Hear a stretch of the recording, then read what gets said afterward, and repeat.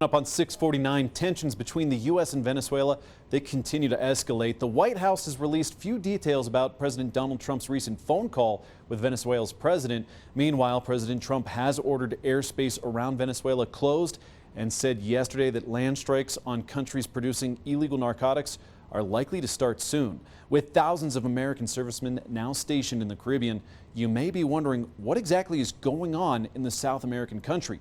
Our Joe St. George reports.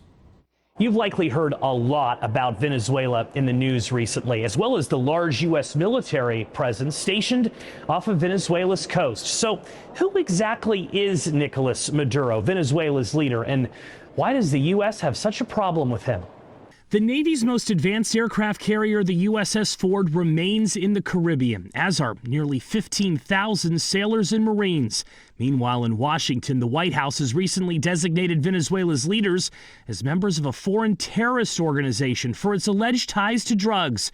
Not to mention, since September, a number of boats originating from Venezuela have been destroyed by the U.S. military. We consider Venezuela to be not a very friendly country. Victory forever, victory forever. All of this may have you wondering what is going on between the U.S. and Venezuela. Much of the tension stems from the country's 63-year-old leader, who's been president since 2013.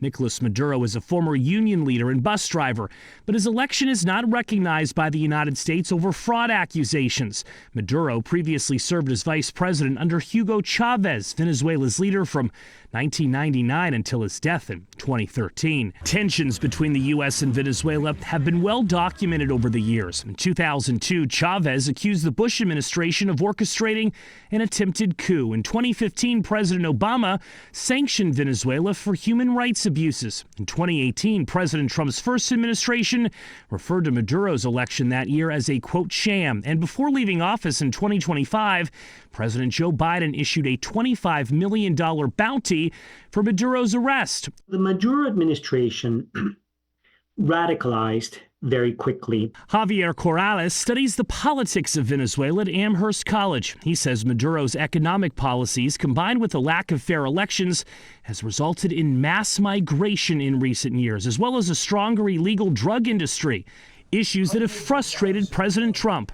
Not to mention, Venezuela has deepened ties with countries like China by selling them Venezuelan oil. Maduro's hyper-radicalization involved becoming a very mean dictator, incredibly oppressive. But Corrales says a potential U.S. land strike on Venezuela or any serious effort to oust Maduro would represent a major escalation, and cautions that while the U.S. military is more powerful, Venezuela's military is one of the largest in the Americas.